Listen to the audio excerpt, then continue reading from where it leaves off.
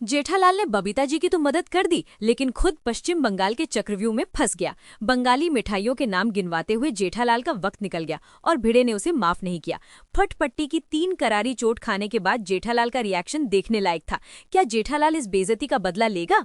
Episode की शुरुआत होती है गोकुल धाम के सबसे टेढ़े लेकिन वफादार कर्मचारी से, यानी हमारे बाघा बॉय से। भिड़े अनाउंसमेंट करता है जैसे वो कौन बनेगा करोड़पति में अमिताभ बच्चन हो। अब बारी है गड़ा इलेक्ट्रॉनिक्स की आन बान और शान बाघा बाई की। अब दोस्तों, बाघा जब स्टेज पर आता है तो उसका खड़े होने का स्टाइल देखकर ही लगता है कि वो किसी सवाल का जवाब देने नहीं बल्कि गरबा करने आए हैं। लेकिन रुकिए, बाघा के लिए चीयर लीडर भी तो है, बावरी जी। बावरी ऐसे चिल्लाती है, ऑल द बेस्ट बागेश्वर जी, जैसे बाघा सीमा पर जंग लड़ने जा रहा हो, और साथ में वार्निंग भी देती है, सुनिए कोई गलती से मिस्टेक मत करना। भाई, बावरी का लॉजिक भी कमाल है। मतलब इंसान जानबूझकर मिस्टेक थोड़ी करता है, लेकिन प्यार में सब जायज है। जेठालाल को बीच में आना पड़ता है, अरे भाई उसको जाने दे अभी। जेठालाल की हालत ऐसी है कि हे भगवान, ये दोनों यहाँ भी शुरू हो गए। खैर, बाघा चीट निकालता है और किस्मत देखिए, राज्य निकलता है हरियाणा।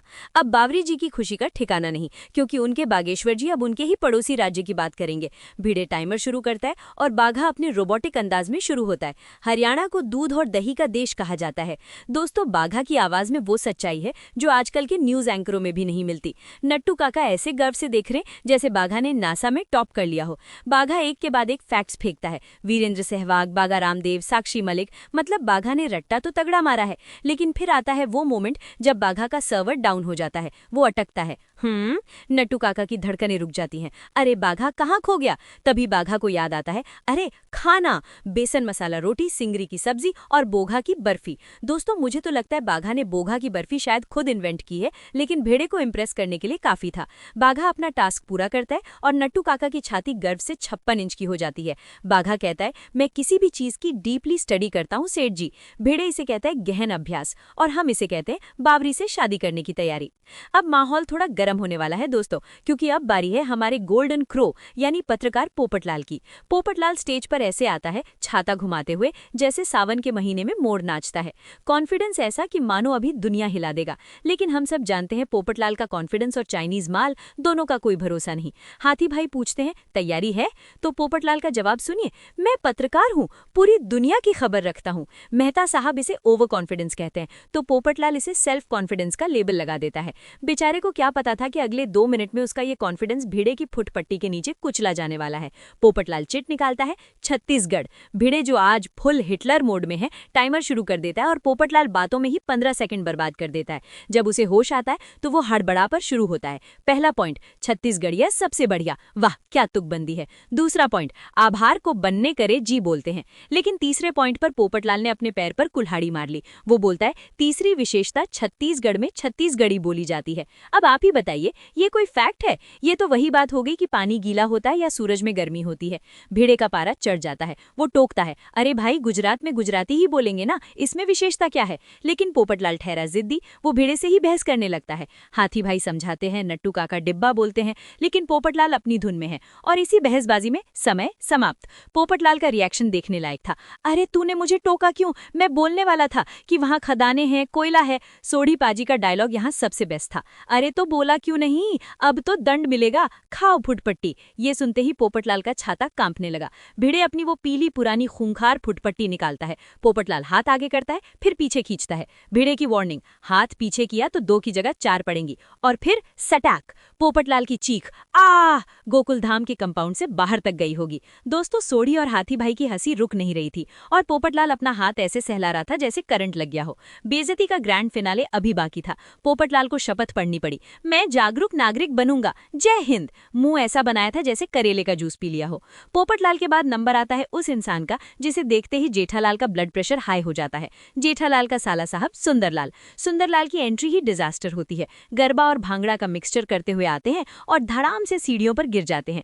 जेठालाल के मन में तो लंडू फूटे होंगे कि चलो हड्डी टूटी होगी तो 2 महीने का खर्चा बचेगा। लेकिन सुंदरलाल तो सुंदरलाल है, वो गिरे हुए पोज में ही लेट कर बोलता है, मुझे भारत माता की जय करनी थी। वाह क्या कवर अप है। इसे कहते हैं गिरकर भी बाजी मारना। गोली बोलता है, क्या टोपी पहनाई? गोली, बेटा सुंदर मामा तो जेठालाल को 10 साल से टोपी पहना रहे हैं। सुंदरलाल को मिलता है आंध्र प्रदेश और यहाँ होता है चमत्कार। जेठालाल को लगा था कि सुंदर कुछ नहीं बोल पाएगा और पिटेगा, लेकिन सुंदरलाल तो राजधानी एक्सप्रेस बन गया। तिरुपति बालाजी मंदिर, कुचिपुड़ी नृत्य, धर्मावरम साड़ी और हैदराबादी बिरयानी। बिना सांस लिए सुंदरलाल ने सब बोल दिया। अय्यर भी हैरान होकर जेठालाल को बोलता है, जेठालाल तुम्हारा साला तो तुमसे भी ज्यादा होशियार है। जेठालाल का चेहरा देखने लायक था। वो बाहर से थैंक यू बोल रहा था, लेकिन अंदर से गालियां दे रहा था कि ये दया का भाई आज पढ़कर कैसे आया। सुंदरलाल जीत गया और जेठालाल को ना चाहते हुए भी ताली बजानी पड़ी। इसे कहते हैं कलयुग का दुख। अब बारी आती है हमारी टप्पू सेना के पेटू मेंबर गोली की। गोली बेचारा पहले ही डरा हुआ था कि उसका नंबर नहीं आ रहा, लेकिन भिड़े ने चिट निकाली और नाम आया गोली। राज्य मिला नागालैंड। गोली स्टेज पर तो गया, लेकिन उसकी हालत ऐसी थी जैसे वाइवा में बिना पढ़े गया स्टूडेंट। राजधानी कोहिमा, चलो एक तो हुआ। फेमस फेस्टिवल हॉर्नबिल, चलो 2 हो गए। नागा चिली बहुत तीखी होती है। खाने की बात तो गोली को याद रहनी ही थी, लेकिन 3 पॉइंट के बाद गोली की बत्ती गुल। वो स्टेज पर खड़ा होकर ऐसे सोच रहा था जैसे समोसे की खुशबू सूंघ रहा हो। कोमल भाभी इशारे कर रही हैं, सोचो सोचो। हाथी भाई को पसीना आ रहा है। टप्पू सेना चीयर कर रही है। तभी गोली के दिमाग की घंटी बजी, बैम्बू आर्ट। और आखिरी सेकंड में सोनू की डांट सुनकर उसे याद आया जुकोवुई वैली और शिलोई वैली। भिड़े ने कहा वेरी गुड, और कोमल भाभी ने राहत की सांस ली। गोली बच गया, वरना आज घर पर खाने की जगह फुटपट्टी मिलती। अब दिल थाम के बैठिए दोस्तों, क्योंकि अब बारी है शो की जान बबीता जी की।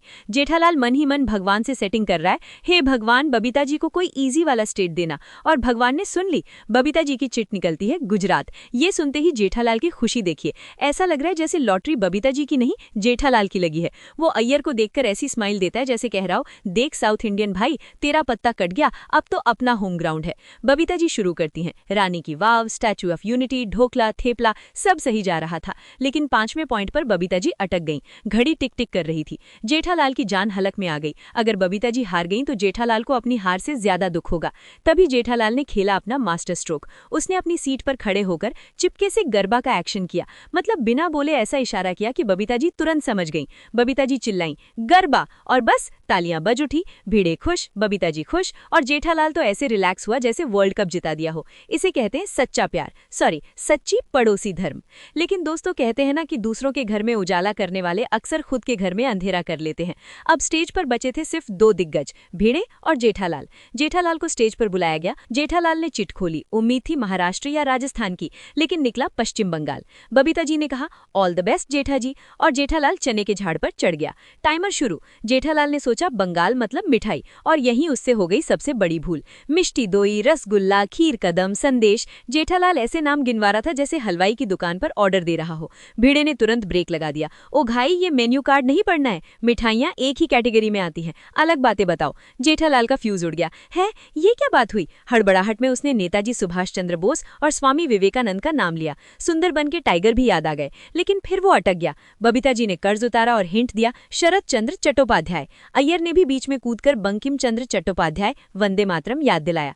जेठालाल ने सब बोल दिया। उसे लगा मैं जीत गया, लेकिन कहानी में ट्विस्ट अभी बाकी था। भिड़े ने अपनी वीटो पावर यूज की। जेठालाल, तुमने मिठाइयों के नाम लेने में वक्त बर्बाद किया और तुम्हें अय्यर ने हिंट दिया, इसलिए तुम डिस्क्वालिफाइड हो। जेठालाल ने बहुत दलीलें दी। अरे मैंने विवेकानंद जी का नाम लिया, उनके गुरु का भी बोलने वाला था। लेकिन भिड़े राज जज कम और जल्लाद ज्यादा लग रहा था। उसने साफ कह दिया सजा तो मिलेगी। अब आता है वो दृश्य जो हर जेठालाल फैन का दिल तोड़ देगा। जेठालाल ने मासूमियत से पूछा, भिड़े ये फुटपट्टी जेब में रख लूं? भिड़े, जेब में नहीं, हाथ पे पड़ेगी, हाथ आगे करो। जेठालाल का हाथ कांप रहा था। सुंदरलाल साइड में मजे ले रहा था। 1 सटैक, जेठालाल का चेहरा लाल। अय्यर की हंसी निकल गई। 2 सटैक, जेठालाल ने दांत भींचनी। 3 सटैक, और इस बार जेठालाल का असली दर्द बाहर आ गया। आह, बेचारा जेठालाल। बबीता जी को तो जितवा दिया, लेकिन खुद के हाथ सुजवा लिए। अंत में उसे भी वही शपथ लेनी पड़ी। और इस तरह गोकुलधाम का ये ऐतिहासिक क्विज जेठालाल की चीख और भिड़े की दादागिरी के साथ खत्म हुआ। एपिसोड के अंत में दिखाया गया कि अगले दिन सब लोग देश मेरा रंगीला पर डांस करेंगे, लेकिन सच पूछो तो असली डांस तो आज भिड़े ने जेठालाल और पोपटलाल को करवाया है।